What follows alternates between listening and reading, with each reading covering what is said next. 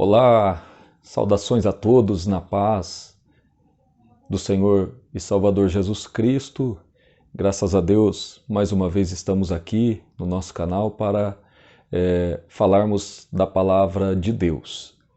Hoje nós estaremos encerrando um trimestre de estudo na Epístola aos Efésios e estaremos estudando então a lição de número 13 da nossa revista da Escola Bíblica Dominical, onde nós estaremos tratando do assunto sobre a batalha espiritual e as armas do crente. Mas antes eu gostaria aqui de lhe convidar, como sempre estamos fazendo, a fazermos uma oração ao Senhor, nosso Deus. Pai querido e Pai eterno, é no nome de Jesus que nós te damos graças por estarmos aqui mais uma vez, ó Pai, para estudarmos a sua palavra, Senhor. Meu Deus e meu Pai, eu lhe peço que neste momento, ó Pai, por intermédio do seu Santo Espírito, Senhor, abra a nossa mente, ilumine o nosso entendimento, Pai, para que nós possamos compreender a tua palavra. Meu Deus e meu Pai, fortalece a cada um de nós que estamos, ó Deus, estudando a sua palavra, Senhor, que nós sejamos edificados pelo seu poder, pela sua graça, para a honra e para a glória do seu nome. Assim te pedimos e te agradecemos em nome de Jesus. Amém? Bom, nós estamos então aqui para mais uma aula onde estaremos encerrando esse trimestre de estudo sobre a Epístola de Paulo aos Efésios. E nós estaremos estudando hoje a lição de número 13, que trata da batalha espiritual e as armas do crente. Uma lição muito importante e que eu lhe convido a pegar aí a sua lição, a sua revista em mãos, ou você pegue a sua Bíblia, se você não tem a revista, abra aí na Epístola aos Efésios, no capítulo de número 6, porque nós estaremos estudando esta epístola, né, no capítulo 6, a partir do versículo de número 10, até o versículo de número 20, que vai ser o texto base para a lição que nós estaremos estudando no dia de hoje. Desde já eu quero te agradecer a todos vocês que estão comigo aí nesse trimestre, né, estudando a palavra de Deus, buscando se alimentar da palavra. E assim nós vamos caminhando, né, mesmo em meio às dificuldades desta situação atual a qual estamos vivendo, mas nós vamos caminhando, né, esperando dias melhores e crendo que o Senhor vai entrar com providência ao nosso favor. Amém? Deus o abençoe, Deus abençoe você que tem orado, né, por este projeto, Deus abençoe você que tem comentado, que tem curtido os vídeos. Deus abençoe você que tem assistido, compartilhado com amigos, irmãos, familiares, né? Que Deus lhes abençoe em nome do Senhor Jesus Cristo. Para o trimestre que vem, eu estou orando, buscando a direção de Deus aí, para nós vermos qual vai ser a nossa postura, que assunto nós estaremos estudando, uma vez que, por conta da pandemia, a CPAD, a editora CPAD, ela resolveu usar uma mesma lição que já foi utilizada há alguns anos atrás, né, baseado no livro de Neemias. Talvez nós estaremos estudando esta mesma lição, né? Mas por enquanto nós vamos encerrar esta lição de hoje, tá bom? Então vamos dar início aqui à nossa lição. A lição de hoje, né, fala sobre a batalha espiritual e as armas do crente. Eu vou ler o texto áureo que está no texto de Efésios capítulo 6, versículo de número 11, que diz assim: revesti-vos de toda a armadura de Deus, para que possais estar firmes contra as astutas ciladas do diabo. A verdade prática diz que o uso da armadura de Deus assegura a vitória do crente no campo da batalha espiritual. O uso da armadura de Deus assegura a vitória do crente no campo da batalha espiritual. E o texto bíblico em classe, a leitura bíblica, como eu já disse, está na carta de Paulo aos Efésios, capítulo 6, versículos 10 até o versículo de número 20. Eu vou ler, peço que você acompanhe na sua revista ou na sua Bíblia. Diz assim: No demais, irmãos meus, fortalecei-vos no Senhor e na força do seu poder. Revesti-vos de toda a armadura de Deus, para que possais estar firmes contra as astutas ciladas do diabo. Porque não temos que lutar contra a carne e sangue, mas sim contra os principados, contra as potestades, contra os príncipes das trevas deste século, contra as hostes espirituais da maldade nos lugares celestiais. Portanto, tomai toda a armadura de Deus, para que possais resistir no dia mau e, havendo feito tudo, ficar firme.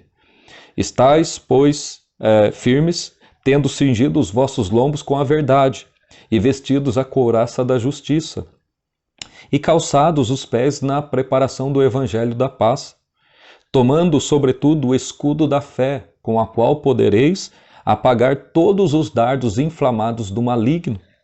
Tomai também o capacete da salvação e a espada do Espírito, que é a palavra de Deus, orando em todo o tempo com toda oração e súplica, no Espírito, e vigiando nisso com toda perseverança e súplica por todos os santos, e por mim, para que me seja dada, no abrir da minha boca, a palavra com confiança, para fazer notório o mistério do Evangelho, pelo qual sou embaixador em cadeias, para que possa falar dele livremente, como me convém falar. Amém?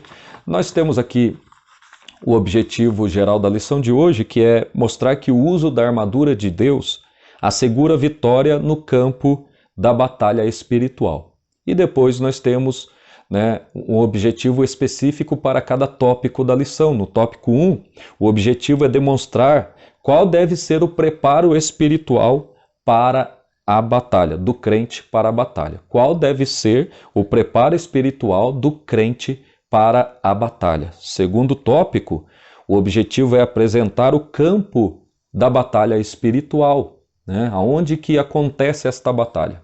E no terceiro tópico, saber quais são as armas espirituais que são indispensáveis ao crente para vencer a batalha. Amém? Então, nós vamos estar aqui então fazendo de maneira bem objetiva aqui os nossos comentários sobre a lição de hoje que nós estaremos estudando.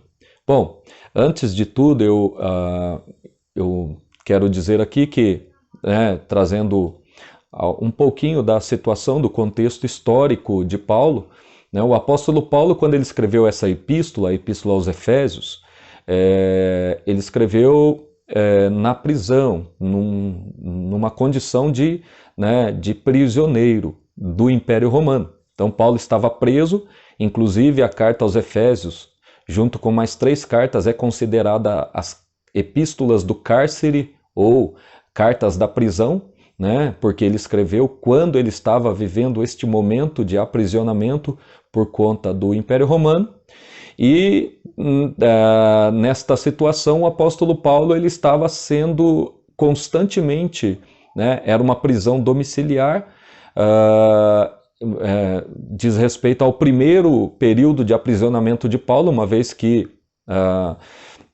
historicamente Paulo ele teve dois momentos de aprisionamento, no segundo ele é condenado e executado. Então ele teve esse primeiro momento de aprisionamento, onde ele escreveu esta carta, a Epístola aos Efésios. E ali nesta situação, nesse contexto, o apóstolo Paulo ele estava constantemente sendo acompanhado ou vigiado por um soldado romano, e o soldado ele tem que sempre estar vestido com a sua armadura. Se fosse nos dias de hoje, diríamos com a sua farda, E ali então, imaginando esse contexto, essa cena, nós podemos imaginar aqui, criar uma imagem de um homem de Deus, de repente recebendo a inspiração de Deus, ele olha para aquele soldado que está ali próximo de si, né? O soldado romano exibindo a sua armadura, como, né, todo bom soldado daquela época tinha, vamos dizer assim, que ele tinha orgulho de vestir aquela armadura, né? Principalmente por se tratar de um soldado de um dos maiores impérios que já existiu na história, né, do Império Romano, nos dias de Paulo. E ali Paulo começa então a observar, provavelmente Paulo olha para esse soldado e começa a observar a sua armadura. E logo o Espírito Santo inspira Paulo a escrever sobre algo que vai além daquela visão material de Paulo. Paulo está enxergando um soldado, né, com armaduras literais, né, preparado para uma eventual batalha, uma guerra. Mas o Espírito Santo leva Paulo para além, para mostrar que além deste mundo material, né, onde é possível haver guerras, lutas corporais, existe também um mundo espiritual, né? Então Paulo começa a usar a metáfora da armadura do soldado romano para falar sobre a preparação para a batalha espiritual que todo crente deve passar, né? Então é baseado neste estado, né, neste contexto histórico que nós vamos estudar sobre este assunto de batalha espiritual. Esse assunto de batalha espiritual é um assunto muito explorado, né, e às vezes até de maneira muito equivocada. Infelizmente, há muita especulação sobre estes assuntos, né? Vários livros já foram escritos, várias mensagens já foram pregadas sobre o tema batalha espiritual, mas de maneira inapropriada. E por que eu digo isso? Porque muitas vezes nesses seminários, né, nesses livros de batalha espiritual, não se tem a Bíblia como a fonte segura, né, para estudarmos este assunto tão importante. Então, o nosso papel aqui é olhar para as Escrituras, para aquilo que Paulo escreveu, né, sendo esse texto palavra de Deus e baseado no texto, porque a Bíblia é a nossa única regra de fé e prática, né? Então, baseada no texto, nós vamos buscar aqui aprender um pouco sobre este assunto chamado a batalha espiritual. Uma outra observação importante que eu gostaria de fazer e chamar a sua atenção para a sua reflexão é que eu acredito que você considere que este assunto é importante, né? Batalha espiritual, é importante ou não é? Responda para si mesmo. É importante a batalha espiritual, né? Mas se você pegar a estrutura da Epístola aos Efésios, você vai perceber que Paulo deixou esse assunto por último, né? Por último. Primeiro, na primeira sessão da carta, do capítulo 1 ao 3, ele ensina pontos teológicos, pontos doutrinários, né, sobre a salvação, sobre a unidade da igreja, né, sobre o mistério que estava oculto e agora foi revelado por meio da igreja. E depois ele entra, na lição passada nós estudamos sobre aquilo que os teólogos chamam de códigos domésticos, né? São recomendações para a harmonia dos relacionamentos, né, entre maridos e esposas, pais e filhos, senhores e servos. E agora, por último, ele deixa o assunto da batalha espiritual, né, para o final da epístola. E por que será? Se o assunto é tão importante, se é que você respondeu que batalha espiritual é um assunto importante, por que ele deixa por último este assunto? Né? É interessante a gente fazer essa reflexão. Então eu gostaria, né, de uma maneira bem direta, de responder aquilo que eu penso. Por que Paulo deixou o assunto de batalha espiritual por último? Porque na mente de Paulo, né, acredito eu que Paulo tem a ideia de que para você entrar numa batalha espiritual, né, você tem que estar como um soldado devidamente preparado. E aí que entra a questão prática.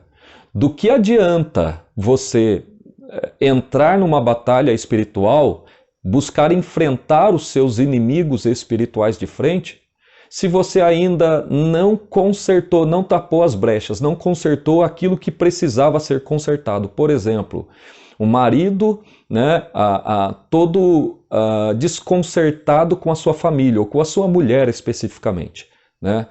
A casa está de perna para o ar, contendas, né, deslealdades, infidelidades dentro do lar, mas de repente ele quer entrar numa batalha espiritual, né? Ele quer enfrentar os inimigos espirituais. Ele vai ter êxito? Certamente que não, né? Então, é importante primeiro estar com a vida toda dentro daquilo que se espera de um verdadeiro cristão, né? Estar vivendo uma vida de um cristianismo genuíno, autêntico, né? Vivendo no temor do Senhor, vivendo uma vida de consagração e santidade diante do Senhor, né? Vivendo em paz com o próximo, com a família, com os irmãos em Cristo, com a igreja, né? Em comunhão com todos, para depois você entrar numa batalha espiritual. Então Paulo deixa este assunto por último porque é necessário primeiro consertar as outras coisas, né? Colocar em prática as recomendações anteriores que ele havia orientado, tá bom? Então nós vamos entrar aqui na lição de hoje, né? Na introdução, diz assim: ao finalizar a Epístola aos Efésios, o apóstolo convoca a igreja para lutar e resistir aos inabaláveis conflitos contra as forças espirituais da maldade. Nessa batalha, a fim de suportar os ataques e se manter firme na marcha contra o mal, os soldados de Cristo precisam revestir-se de toda a armadura de Deus. É o que veremos na presente lição. Então, no primeiro tópico aqui, o preparo espiritual do crente. Nós temos 2 pontos neste tópico, eu quero fazer aqui uma síntese, um resumo desses 2 tópicos aqui, para passarmos para o segundo tópico. Primeiramente, quando Paulo vai começar, vai tratar desse tema, né? No primeiro ponto nós temos aqui, fortalecidos no poder do Senhor. O primeiro parágrafo do primeiro ponto aí diz assim: a expressão na forma passiva, fortalecei-vos no Senhor, no versículo de número 10 do texto, indica que não temos poder em nós mesmos, né?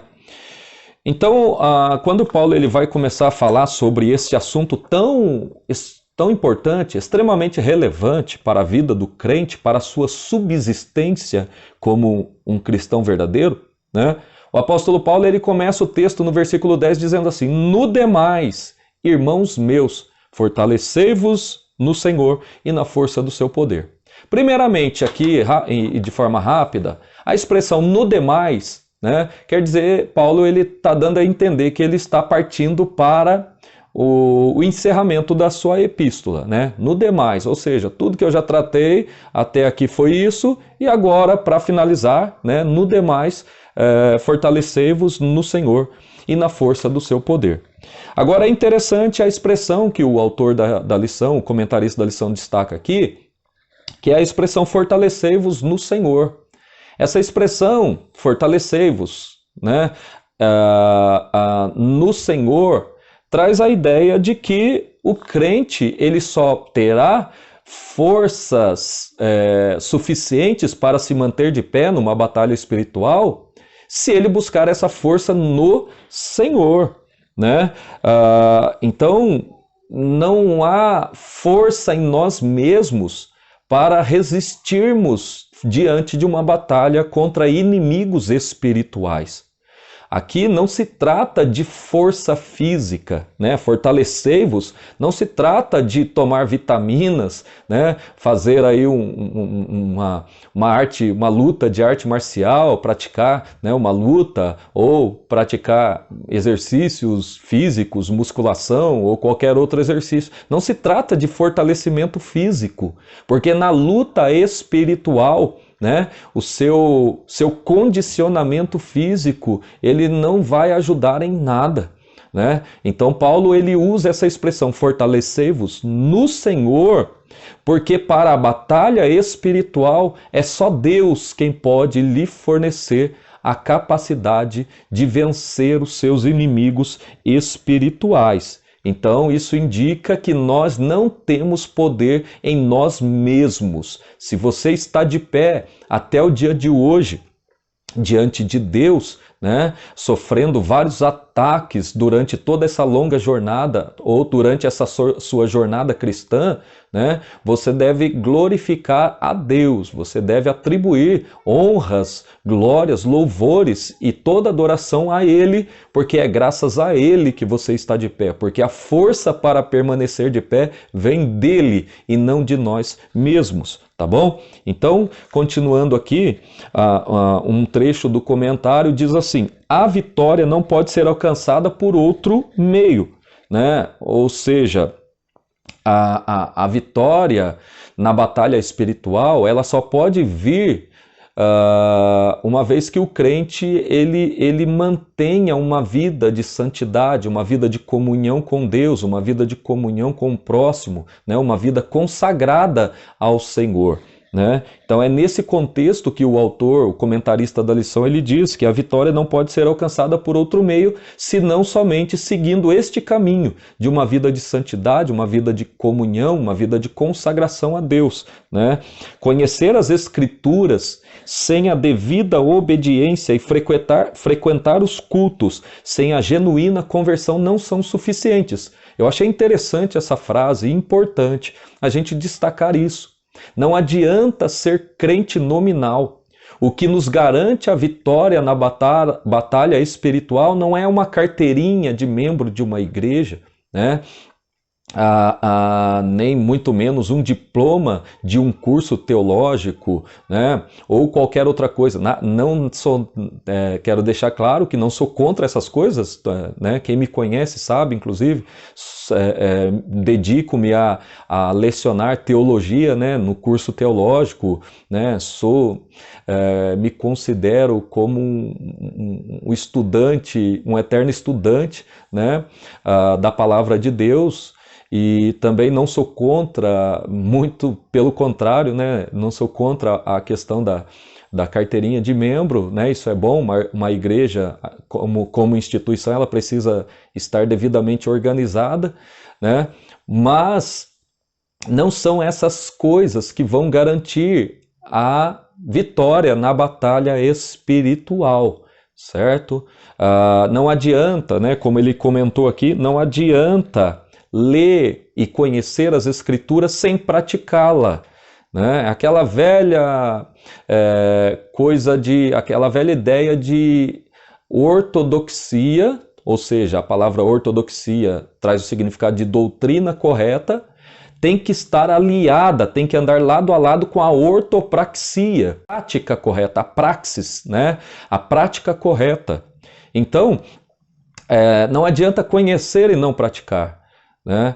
Ao mesmo tempo que também não adianta frequentar cultos, ir para a igreja, né? sem passar por uma verdadeira, genuína conversão. Não é a questão de ir à igreja, ir ao culto que vai me fortalecer. Né? O que me fortalece é viver uma vida com Cristo, é estar unido. Misticamente, quero usar uma expressão aqui que é muito utilizada, a gente utiliza muito na teologia, né, para explicar a união de Cristo como cabeça ao corpo que é a igreja, né, a união mística. Há uma união mística, né, no sentido espiritual entre Cristo e a igreja. Então não adianta ir ao culto, você precisa viver uma vida cristã, genuína, verdadeira, você precisa estar unido a Cristo misticamente. Amém? Então, é muito importante a gente destacar essa questão. No segundo ponto, nós temos aqui vigilantes em toda oração e súplica.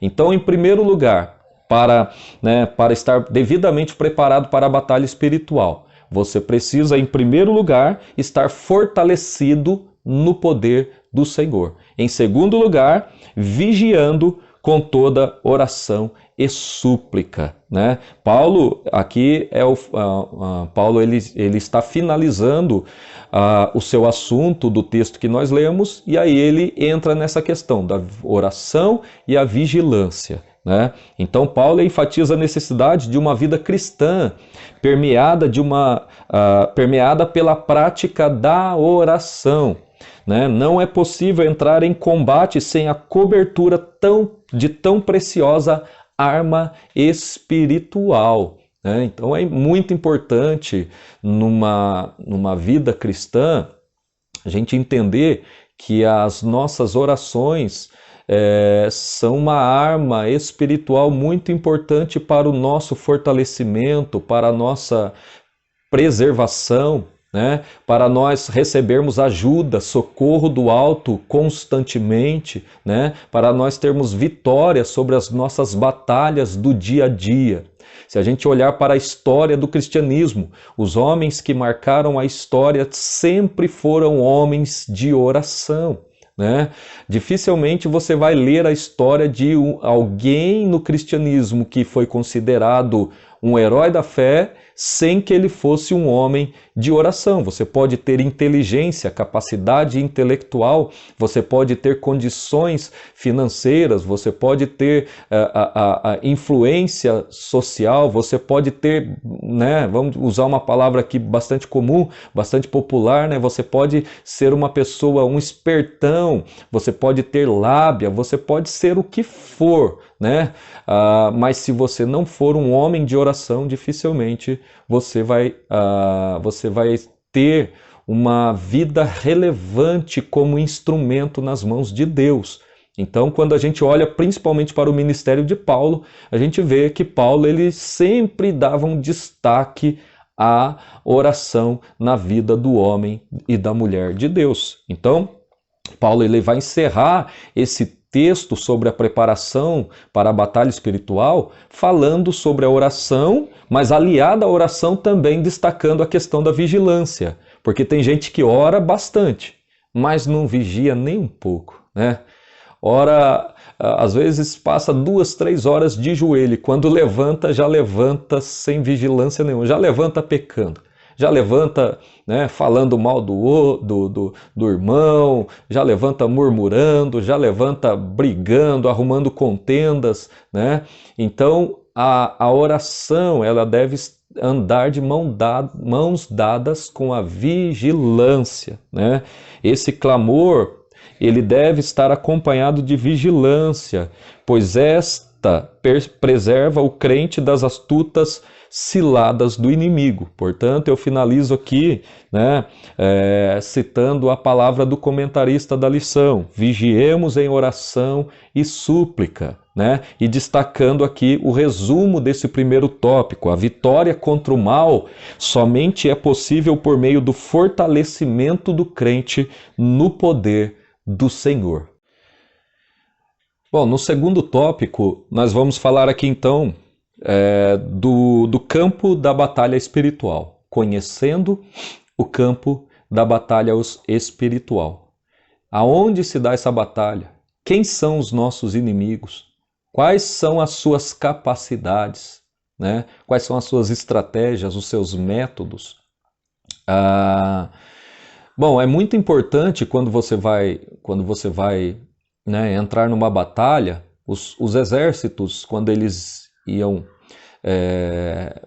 se prepararem para a guerra, certamente uma das primeiras coisas que eles faziam era estudar o inimigo, né?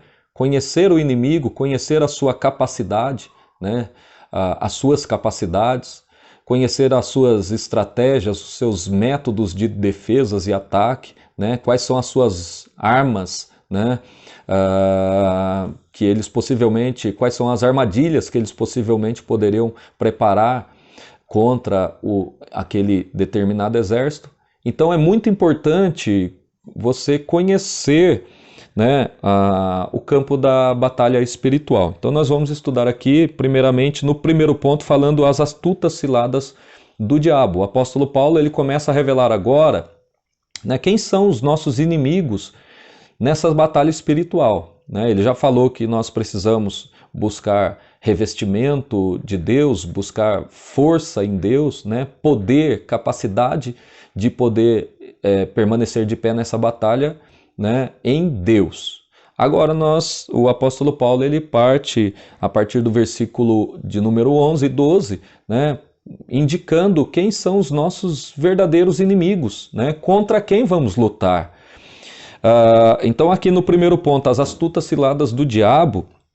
Essa expressão, ciladas do diabo, indica as armadilhas articuladas perversamente pelo reino das trevas. Né?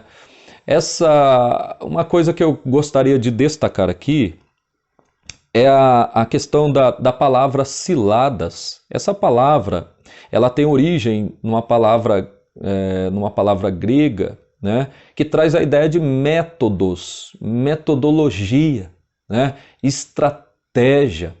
As astutas estratégias, as astutas armadilhas, as astutas artimanhas ou os astutos ardis do diabo. Né? São expressões que poderíamos substituir aqui pela palavra ciladas do diabo. Então, olhando para esta palavra, a gente percebe que Paulo ele está nos ensinando, ele tinha consciência de uma coisa. O diabo ele é um estrategista. Né? O diabo ele usa métodos de ataque nesta batalha.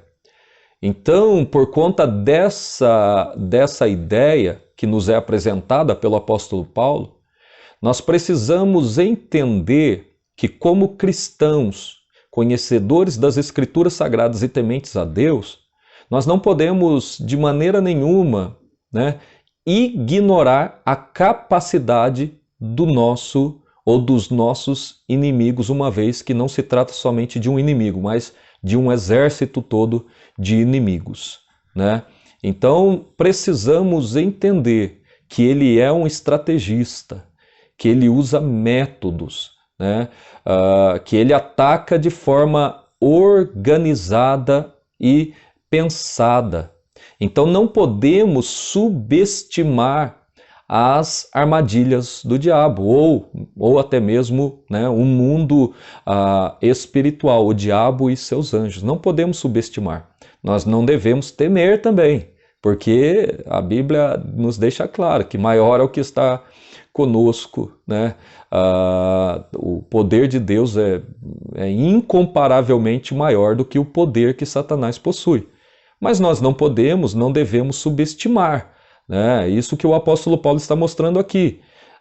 O diabo ele prepara ciladas, né? Ele prepara estratégias para tentar nos destruir. Amém? Então,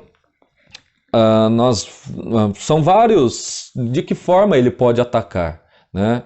Se a gente pegar a palavra de Deus, né, toda a palavra de Deus, nós vamos encontrar várias formas, vários métodos, né, que são empregados pelo diabo, né, várias coisas que ele usa para tentar derrubar o povo de Deus. Mas aqui na lição, o comentarista apresentou alguns pontos aqui, eu quero destacar, né, algumas das astúcias do diabo são, primeiro, confundir a mentira com a verdade, levar o homem a crer numa mentira que se pareça verdade, né? Tem muita gente caindo neste ponto. Segundo, deturpar as escrituras. Desde o jardim do Éden, o diabo ele usa essa artimanha de distorcer a palavra de Deus. Né? Deus diz para Eva que da árvore da ciência do bem e do mal não era para ela comer, mas o diabo, e que se ela fizesse isso, né, ela certamente morreria. Mas o diabo vai lá e fala e distorce aquilo que Deus disse. Né? Ele pergunta para Eva o que Deus havia dito para ela, Eva responde já de uma maneira, né, não conforme aquilo que Deus havia orientado a ela, e aí o diabo encontra uma brecha e fala, não, Deus só não quer que vocês sejam iguais a Ele, né? Conhecedor do bem e do mal. Então ele sugeriu, ele distorceu, vocês não vão morrer, né? Ele distorceu aquilo que Deus disse, ele deturpou a palavra de Deus. Então, sempre ele usa isso. E infelizmente nós temos visto aí, né, muita gente deturpar as escrituras sagradas. São grupos, né, são grupos que estão aí, grupos religiosos que deturpam a palavra de Deus, né, pregando suas heresias, seus enganos, seus falsos ensinos. Às vezes são pregadores, na maioria das vezes, muitos deles não sem intenção, talvez por ignorância ou por falta de conhecimento, né? Mas alguns realmente o fazem de maneira intencional, né? Então, a deturpação das escrituras. Terceiro, dissimular e induzir a dissimulação. Quarto, fazer falsos sinais, né? Isso fica bastante evidente lá no evento quando Moisés se apresenta ao faraó.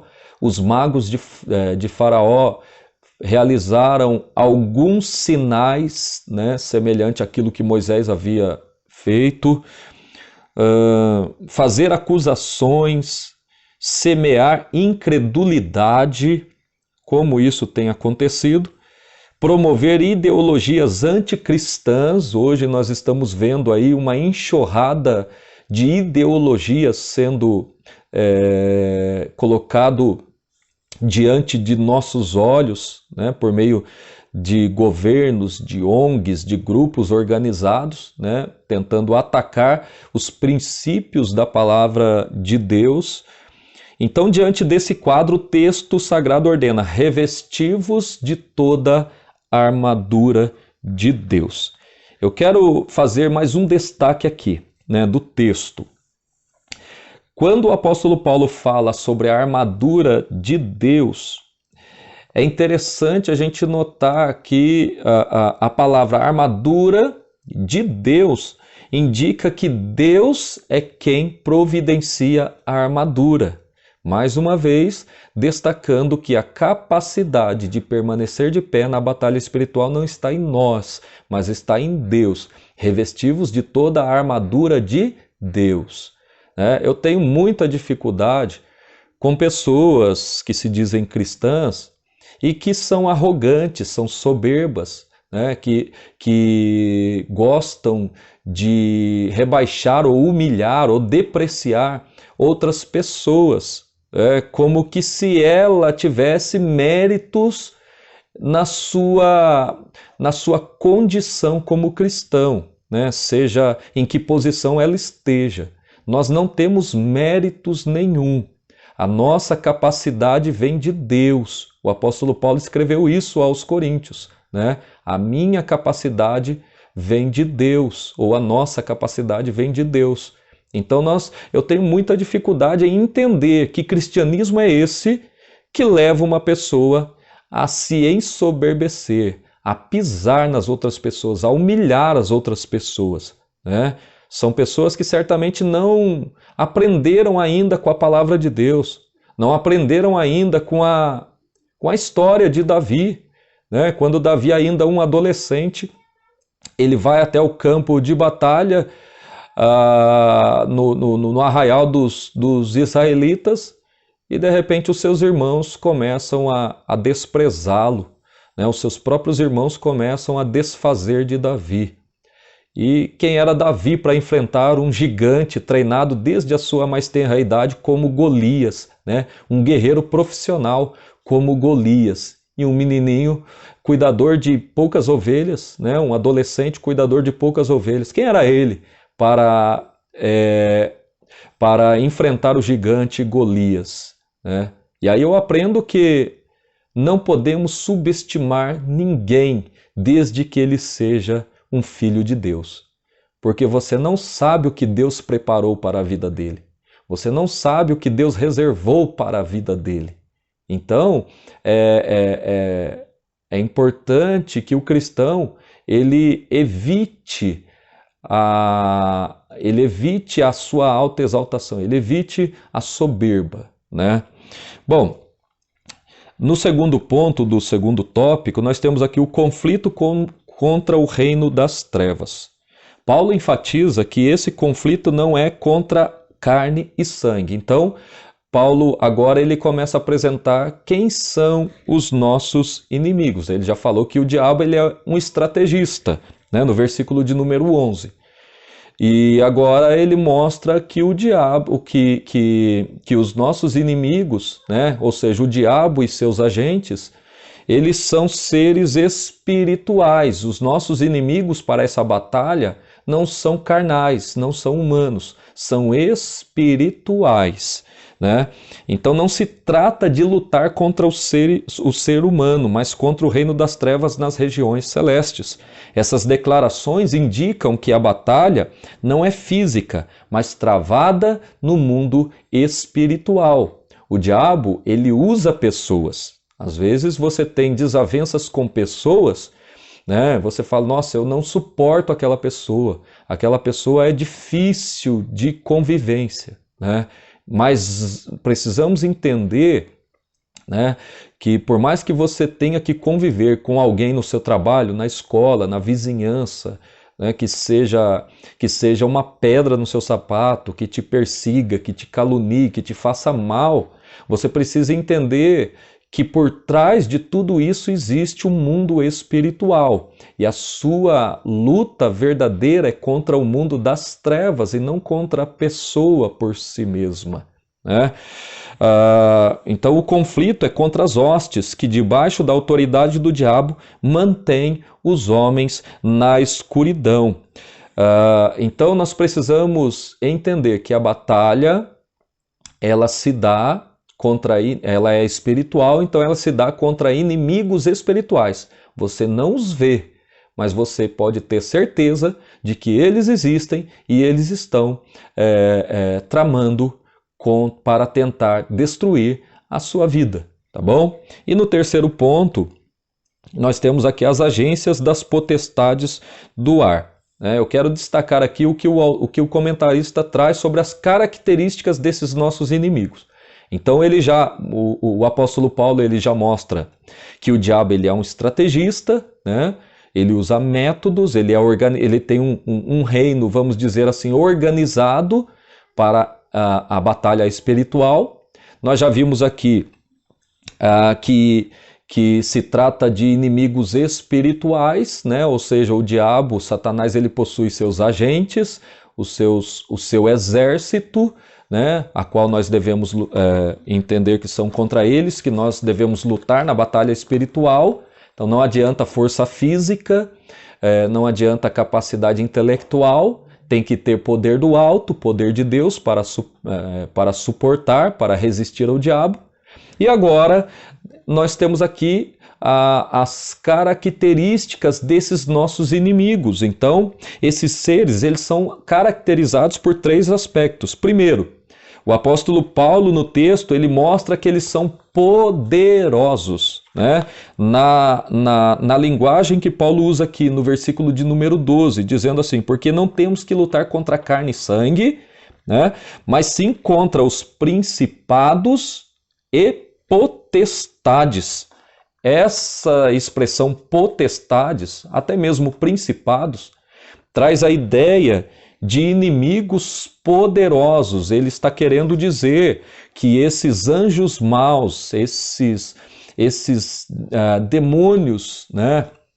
Esses agentes de Satanás, juntamente com ele, o chefe Satanás, eles são poderosos, eles são seres que têm poderes sobrenaturais, porque eles vivem no mundo do sobrenatural, né? No mundo espiritual. Então, a primeira coisa que nós precisamos saber é isso. São inimigos poderosos, né? Segundo, a expressão que Paulo usa também ainda no versículo no versículo de número 12, né, ele continua dizendo assim, contra principados e potestades, contra os príncipes das trevas deste século, contra as hostes espirituais da maldade nos lugares celestiais. A expressão hostes espirituais da maldade indica que esses seres são seres malignos, né? Malignos. Então nós precisamos entender que os inimigos espirituais, eles não têm nada de bom, eles não são bondosos. Bom é Deus, né? Bom é Deus. E por isso ele é digno de adoração e louvor. Louvai ao Senhor porque ele é bom e a sua benignidade dura para todo sempre. Mas os inimigos espirituais da igreja, o diabo e seus demônios, eles são maldosos, eles só intentam fazer o mal, eles são absolutamente depravados, né? Então eles vão sempre intentar praticar o mal. Se eles pudessem, eles já teriam nos destruído, né? Com certeza, se eles pudessem, eles já teriam nos destruído. Mas Deus é conosco. Se Deus é por nós, quem será contra nós, né? E no terceiro aspecto aqui, o apóstolo Paulo indica que além de maldosos, né, além de poderosos, eles são astutos, né? Quando Paulo fala assim, contra as astutas ciladas do diabo, no versículo de número 11. Para nós precisamos revestirmos da armadura de Deus para estarmos firmes no dia mal contra as astutas ciladas do diabo. Então, esses inimigos são astutos, eles são organizados, eles são estratégicos, né? E precisamos, então, estarmos devidamente preparados. Não podemos, né, cochilar. Como bom soldado de Jesus Cristo, no campo da batalha, não podemos estar dormindo, porque senão nós seremos atingidos e derrubados. Bom, então esse é o segundo tópico, finalizando ele, né, nós temos aqui o resumo desse segundo tópico, dizendo que o crente precisa conhecer o seu campo de batalha espiritual, para que possa guerrear contra o inimigo e receber a vitória. Bom, vamos finalizar então o nosso estudo de hoje. Sobrou pouco tempo para nós comentarmos o tópico de número 3, mas nós vamos aqui até onde nós pudermos. As armas espirituais indispensáveis ao crente. Quais são as armas? Nós já vimos aqui que nós temos uma batalha pela frente, que nessa batalha nós precisamos, né, buscar o poder, a força que vem de Deus, e já vimos também que os nossos inimigos são seres espirituais, são poderosos, são ardilosos, né? Ou seja, são estrategistas, armam ciladas, e que eles são seres maldosos. E agora nós precisamos ver o que é que Deus disponibilizou para nós nesta batalha, né? Para que possamos enfrentar o inimigo nesta luta. Então vamos lá. No primeiro ponto, a armadura completa de Deus. A imagem que o apóstolo Paulo usa é a da linguagem retirada do contexto militar romano, né? Lembra que no começo da aula eu destaquei aqui uma questão do contexto histórico, onde o apóstolo Paulo ele está aprisionado junto a um soldado romano e ele olha para a armadura desse soldado e ele escreve de maneira metafórica, né, fazendo uma comparação, pegando uma armadura física, uma armadura material, né, literal do soldado romano e fazendo uma aplicação no sentido espiritual. Isso é uma metáfora. Então Paulo ele usa essa linguagem retirada do contexto militar romano, da armadura de um soldado romano. A expressão que Paulo usou para nós nos revestirmos de toda a armadura traduz o termo grego panóplia, né? A palavra panóplia no grego traz a ideia de toda a armadura, né? Tem um estudioso que ele olha para o texto grego e ele prefere usar toda a armadura esplêndida, né? Uma vez que os soldados romanos tinham orgulho de vestir esta armadura. Então ele destaca ali o esplendor da armadura de um soldado, né? Então a armadura, a palavra panóplia no grego significa a armadura completa de um soldado fortemente armado. Então nós devemos estarmos devidamente preparados com tudo aquilo que Deus dispôs a nós. Uma coisa que eu quero destacar no texto também, que não está aqui na lição, né, é que na linguagem de Paulo, no versículo 13, portanto, tomai, depois de revelar quem são os inimigos, né, quais suas características, aí Paulo fala assim, portanto, né, como dando a ideia de continuidade daquilo que ele havia falado antes, portanto, tomai toda a armadura de Deus. Eu quero destacar aqui a palavra tomai, do verbo tomar, né? Essa palavra, ela está no texto original, ela está no imperativo, né? E essa palavra no imperativo, ela demanda uma ação imediata. É como se o apóstolo Paulo estivesse falando, olha, nós estamos numa batalha. Nessa batalha os inimigos eles são ardilosos, eles são estrategistas, eles são maldosos e poderosos. Então não percam tempo, tomem a armadura que Deus disponibilizou para vocês. Outra coisa que essa palavra tomai também destaca aqui, né, é importante a gente entender isso, que quando Paulo fala tomai, denotando uma ação imediata, ele está ao mesmo tempo dizendo que essa armadura você não vai precisar mandar fazê-la, você não vai precisar comprá-la, você não vai precisar esperar um período de encomenda. O que Paulo está querendo dizer aqui é que a armadura já está pronta, Deus já providenciou, né? Toda a armadura para que você possa resistir às astutas ciladas do diabo. Deus é bom demais, irmãos. Deus é maravilhoso, né? O diabo tem poder, mas Deus é todo poderoso. Louvado seja Deus. Então, é importante a gente entender aqui que nós precisamos estarmos revestidos de toda a armadura, da armadura completa. Não adianta, né, vigiar de um lado e deixar o outro lado, né, suscetível aos ataques do inimigo. Você tem que tapar todas as brechas para permanecer vivo, de pé nessa batalha. No segundo ponto, nós temos aqui a descrição das armas indispensáveis de defesa, né? O apóstolo Paulo ele traz uma lista aqui de alguns componentes da armadura dos soldados, né?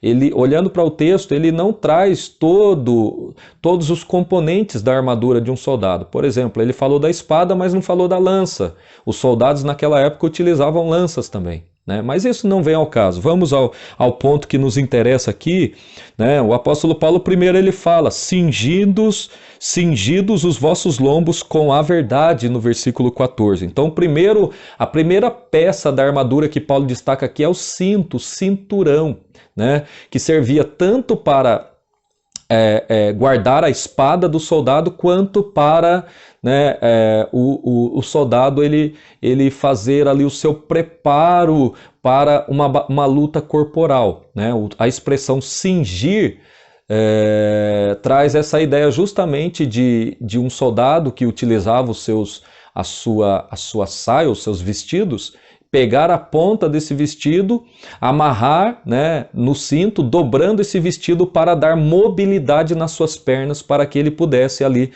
na sua luta, né, na sua luta corporal ali, para que ele tivesse mobilidade suficiente para vencer uma batalha, né? Então, o termo cingir traz a ideia de prontidão. Você tem que estar pronto, você tem que estar preparado, né? Você não pode ficar procrastinando aquilo que você tem que fazer, que é para hoje, né? O seu preparo tem que ser imediato, você tem que estar preparado e não se preparar. Não espere, né, para fazer outro dia aquilo que você pode e deve fazer agora, se preparar contra as astutas ciladas do diabo. Eu aproveito aqui para dizer, se você que está me assistindo, né, você está parado, você está afastado dos caminhos do Senhor, você sabe, você conhece a palavra de Deus, você sabe que existe essa luta, essa batalha espiritual, não espere. Não espere mais para tomar a atitude de se reconciliar com Deus e de vestir toda a armadura de Deus. Você está suscetível, você está vulnerável aos ataques do inimigo. Então tome cuidado, tome uma decisão de se reconciliar com Deus quanto antes, né? O mais rápido possível, porque você está em perigo. Bom, então Paulo fala do cinturão, né? Mas ele usa essa palavra do cinto, né? Cingindo os vossos lombos, associado com a palavra verdade, né? Cingindo vossos lombos com a verdade, que o comentarista diz que, no sentido aplicado pelo apóstolo Paulo aqui, faz referência à verdade da doutrina de Cristo e à integridade do soldado, né? Ou seja, o cinturão, cingir os lombos com a verdade, quer dizer, você precisa estar preparado, você precisa estar de prontidão com a verdade, para que assim o inimigo, né, você vivendo uma vida genuína, uma vida na verdade bíblica, uma vida na verdade cristã, você sendo um verdadeiro crente, né, o diabo não tem poder para te derrotar, para te derrubar. Na segunda peça aqui, o apóstolo Paulo fala sobre a couraça da justiça, vestida a couraça da justiça, que o comentarista diz que refere-se à justiça de Cristo e à retidão do soldado no campo de batalha. A couraça era a peça que protegia, né, desde o ombro até a parte da barriga, né, do soldado. Então, você precisa, né, proteger a sua frente, até porque os inimigos, os soldados naquela época, eles se preparavam, eles guardavam bastante a sua frente, né, a parte dianteira do seu corpo, porque ninguém esperava, né, nas suas estratégias ser atacado pelas costas. Então, a justiça, né, andando de mãos dadas com a verdade, deve ser característica do crente. O crente ele tem que ser justo, ele tem que primeiro ser justificado pela justiça de Cristo, né? Aquilo que Cristo fez na cruz do Calvário nos justifica diante de Deus, nós somos justificados. Mas o crente também tem que praticar a justiça, né? Como é que eu posso ser justificado e não ser justo, né? E não praticar a justiça? Então, Paulo usa essa expressão, né? Na terceira peça aqui, Paulo fala sobre a sandália que os soldados usavam, chamado de caliga, né? Calçado os pés na preparação do evangelho da paz. Olha só, Paulo parece que ele faz menção, parece que ele está com a sua mente lá no texto de Isaías, né? Quando o profeta Isaías escreve que quão formosos são os pés daqueles que anunciam as boas novas. A palavra boas novas, né, é um dos significados da palavra evangelho, boas notícias, boas novas, né? Notícias alvissareiras, a palavra evangelho do grego, né? Evangelium. Então, aonde que está associado aqui pregar o evangelho, né, com a batalha espiritual? Nós precisamos entender que todas as vezes que você prega o evangelho para alguém, você está entrando no terreno do inimigo. Então, o apóstolo Paulo usa a expressão aqui dos calçados, né, para que quando você estiver no terreno do inimigo, você esteja lá, mas esteja devidamente preparado, né? As sandálias que os soldados romanos usavam naquela época, essa caliga era uma meia bota que tinha travas na sola desses sapatos, né, dessas botas, e essas travas davam firmeza aos pés do soldado, elas cravavam no chão quando eles entravam numa luta corporal, para que eles não deslizassem os pés e o inimigo ali lhes desferisse um golpe mortal. Então, devemos estar, sim, pregando o evangelho, mas calçado com os nossos pés na preparação do evangelho da paz. A outra peça que Paulo fala é sobre o escudo, tomando sobretudo o escudo da fé, né? E aqui refere-se à fé inabalável em Deus, que detém a eficácia das calúnias, dúvidas e rebeliões disparadas pelo diabo. Uma das coisas que o diabo vai tentar fazer é colocar dúvidas na sua mente, no seu coração, Quantas pessoas, estudiosos, que já não acreditam mais em milagres, né? Quantas pessoas já não acreditam mais na volta do Senhor, nas promessas do Senhor, né? Querem relativizar as coisas. São estudiosos, tem um grupo de estudiosos chamado de teólogos liberais, né, que eliminam toda a possibilidade do sobrenatural nas escrituras sagradas. E tudo isso eu entendo que são armadilhas do diabo para ir minando a fé do crente. Ir minando a fé do crente. Então nós devemos aqui tomar o escudo chamado fé, né, para que o diabo não tenha poder de lançar os seus dardos inflamados sobre a sua mente, sobre o seu coração, para você duvidar das coisas de Deus, né? E a outra peça aqui é o capacete da salvação, que refere-se à certeza da salvação que já recebemos em Cristo e a convicção da plena salvação no último dia. O capacete protege a cabeça, né? O capacete da salvação, que a sua salvação seja uma certeza para ti, né? Para te preservar dos ataques do inimigo na sua mente. Amém?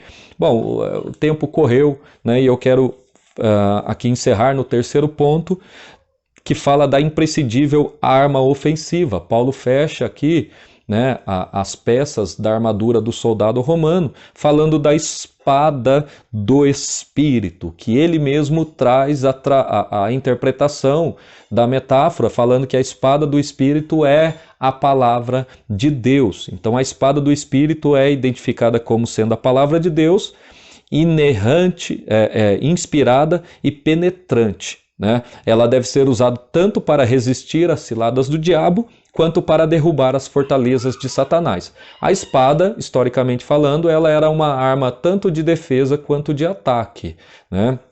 Então, a espada, a palavra de Deus, ela serve para você se defender dos ataques do inimigo, né? Se defender dos falsos ensinos, das escrituras. Foi assim que Jesus, lá na tentação no deserto, em Mateus capítulo 4, ele se defendeu dos ataques, né, do inimigo, inclusive baseado também nas palavras de Deus, mas também serve para atacar. É com a palavra de Deus que nós vamos invadindo o reino das trevas e anunciando que Jesus Cristo é o Senhor e Salvador de todo aquele que crê.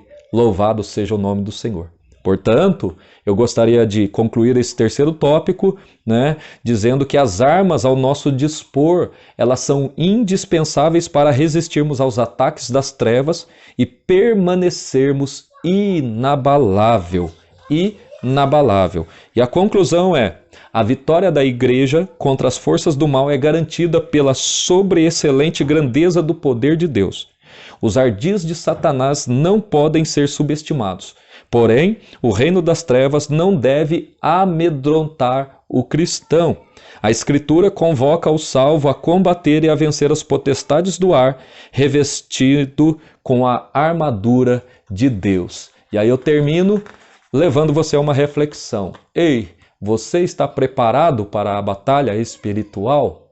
Se não, tome agora a armadura de Deus. Faça aquilo que for necessário para que você seja revestido de toda a armadura de Deus. Se sim, permaneça assim. E que Deus nos abençoe em nome do Senhor Jesus Cristo. Eu quero terminar aqui agradecendo a todos vocês que têm me apoiado, né, neste projeto, que têm assistido, acompanhado as nossas aulas aí. E a semana que vem entra um novo trimestre, um novo assunto, uma nova lição. E qualquer novidade eu estarei aqui entrando no canal e realizando os vídeos aqui, mas até então nós pretendemos iniciar uma próxima lição a partir da semana que vem. Que Deus abençoe sua família, que Deus abençoe o seu dia, que Deus abençoe sua vida em nome de Jesus Cristo. E eu quero encerrar com o cântico, uma frase do cântico de Paulo em Romanos 8. Se Deus é por nós, quem será contra nós? Deus te abençoe, em nome de Jesus.